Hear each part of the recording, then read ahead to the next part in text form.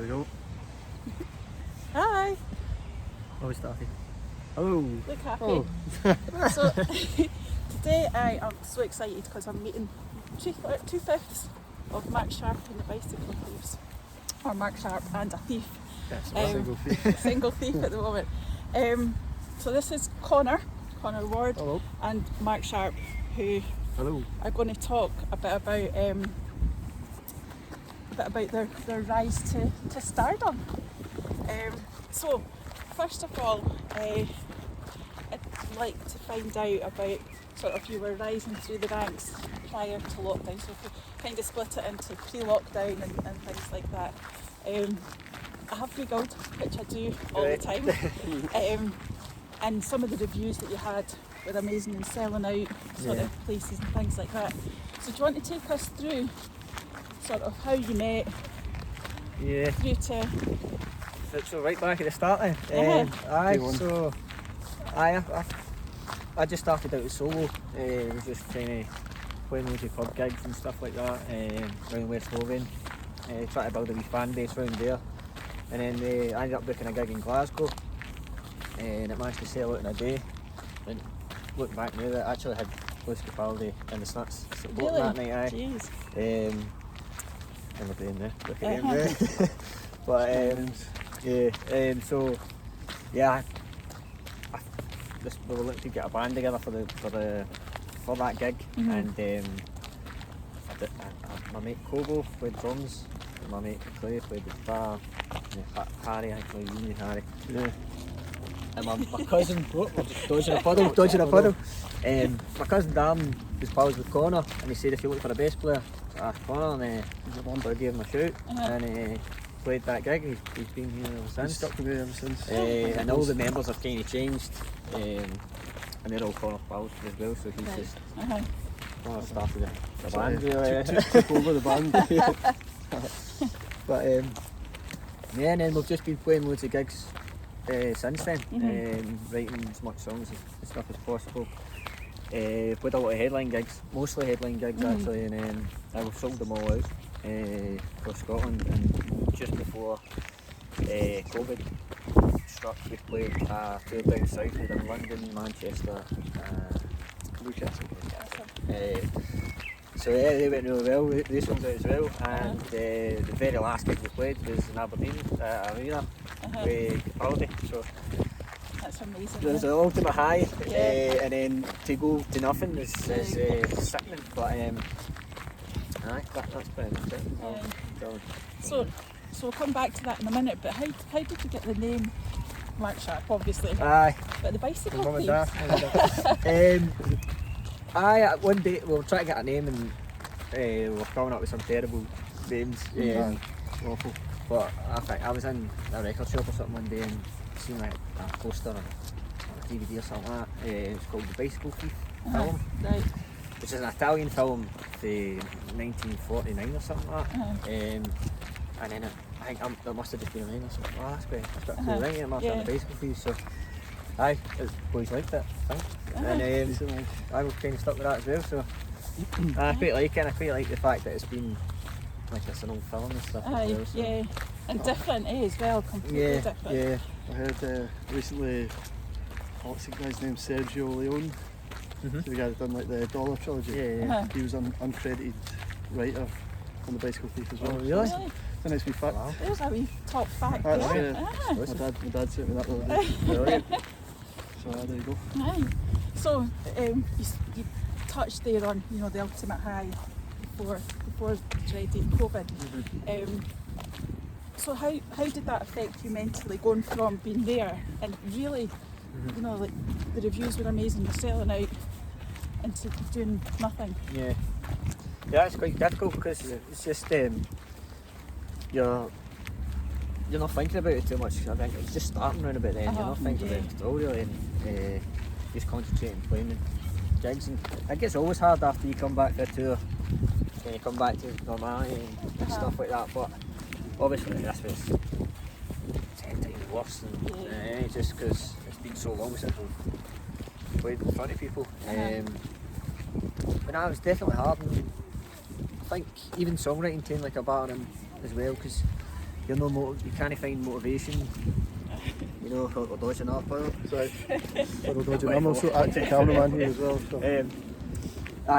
You're trying to find motivation in between four walls to write songs about stuff, and it can be difficult because for me, writing it is a release because sometimes it's quite hard to speak about stuff, but you can pour your heart out in your song, and you know, as long as the music's a wee bit cheery or whatever, you can disguise that. But I think also like it's quite hard. It's quite easy to forget that everyone's in the same boat as well. So you think, oh, well, how come we're not getting any gigs of that? But forget that nobody's doing anything. I know.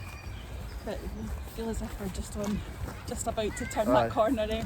On the cusp.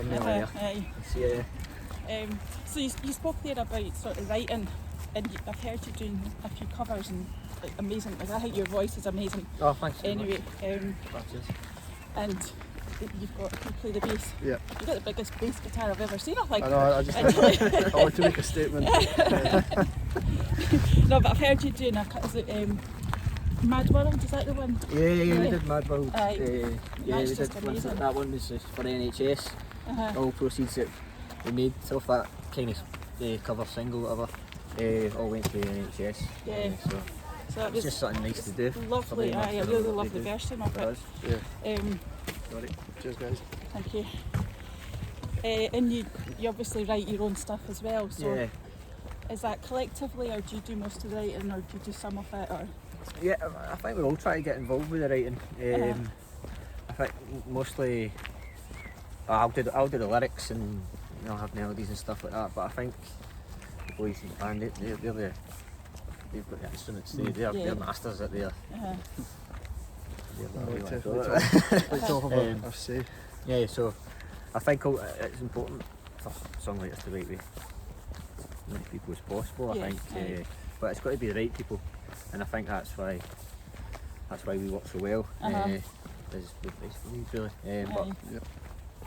Because it must be. I can't imagine I'm hopeless at anything like that.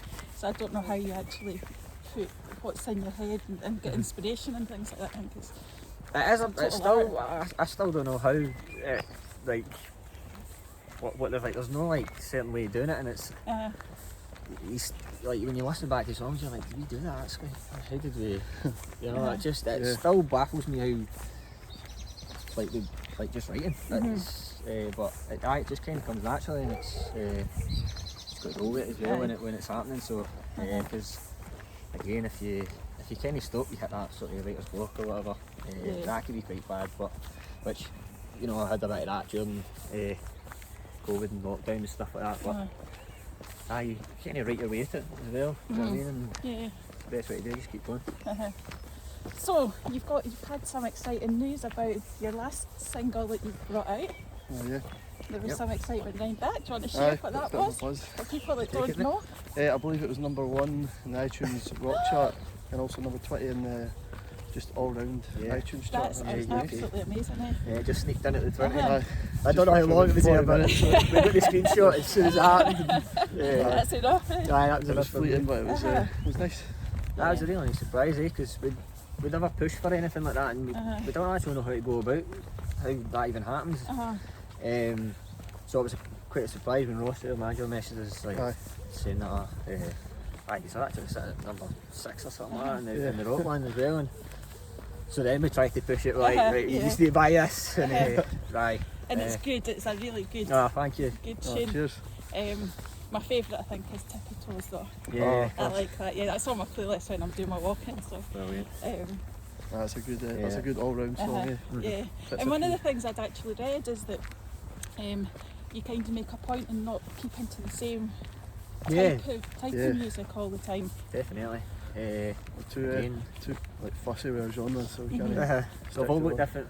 We all have the same music, but we've all got different tastes as well, and it just keeps it creative and keeps it interesting. I think loads of bands can fall down the path of just being known as that certain type of genre.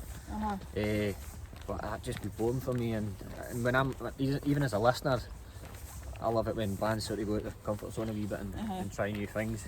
It's always great because they've still made the music you like, but they're making something else and stuff that they like, and brings in new listeners as well. Aye, and I suppose if you're doing that right from the beginning, then people don't like, oh, it's something completely different, I don't like them anymore. That's exactly it. You're That's changing, exactly aye.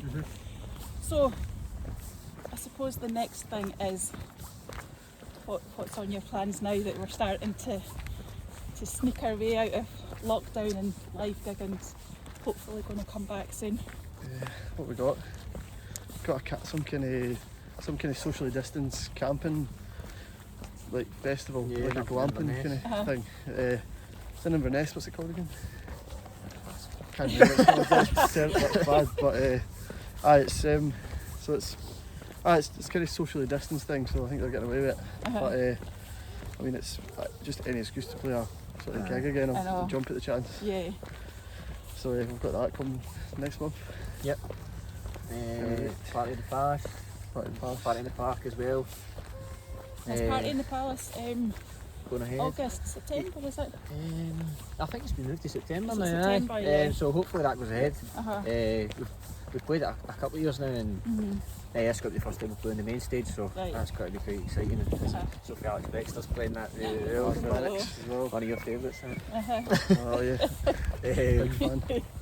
The Snuts play as well, and Look with Hope as well, so it's got to be quite a few bands for in here, which will be great. Aye. Be a good buzz for that. Yeah, because that was another thing I was reading about. I mean, obviously living in West Lothian now, but the amount, and I think I mentioned West Lothian bands about 10 times when I was walking Cam and McLean, so I'm not going to mention it too many times today, but it's thriving just now, right? Yeah. It really is. Oh, it's exciting. Aye. It's brilliant. It's again, it's all different kind of genres as well, which is that's really good. And it's meant how close we all stay together. And we're all good friends as well, so that helps. But it's a great community. Aye. So do you kind of all get together, or is it just?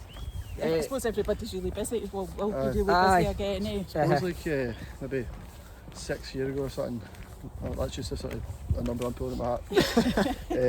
Like we'd all be playing gigs together at like the Dreadnought or like where else, like the Attic. You know, these kind of places that are. Well, Dreadnought's still there, but Tea in the Clachan as well. Like to 1 year at Tea in the Clachan, I think it was like the Snuts were playing, Lewis was playing. I think it was just after the Snuts got out of Glasgow. They played it twice. Started with it.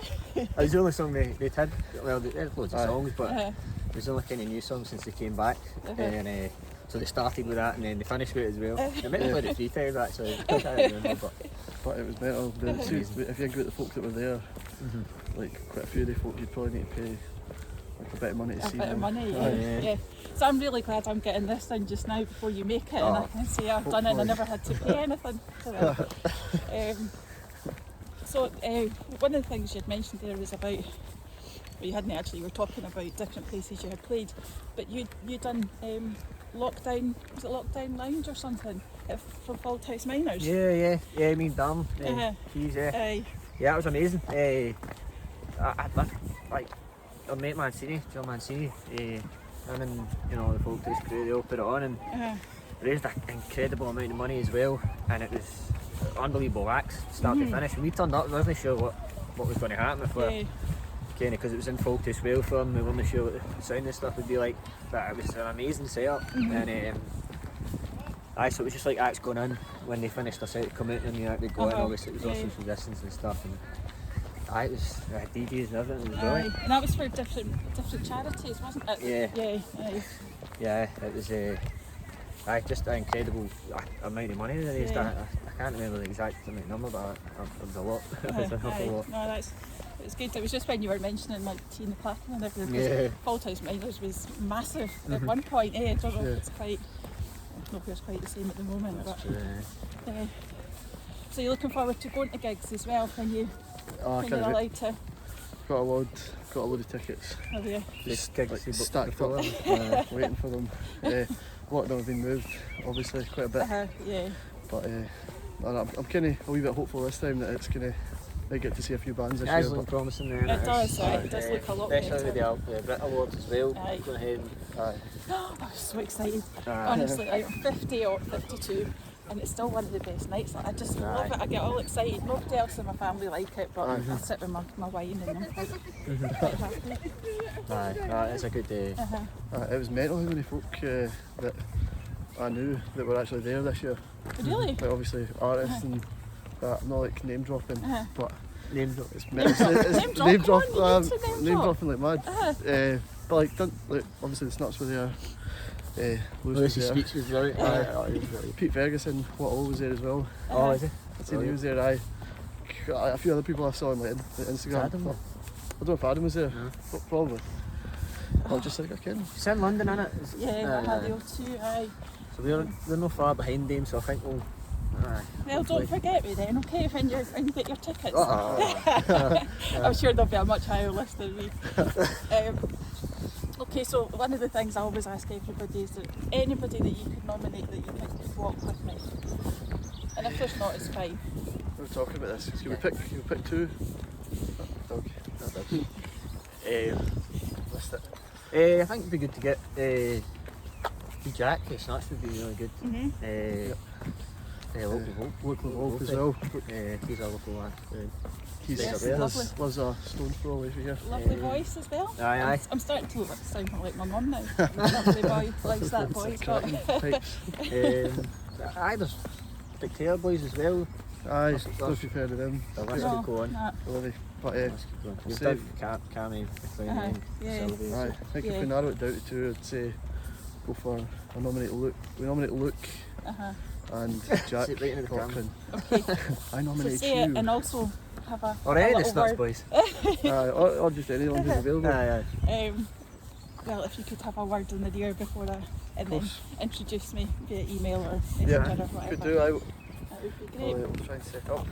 So thank you so much No, thank you so for much. spending, I really spending appreciate some that. time. I've really enjoyed it. It's Yeah, had a lovely walk. and I It's didn't been actually nice. feel too old. Not at all. That's Really. good. Thank you. Thank you. Bye. I'll be a good active cameraman as well. Bye.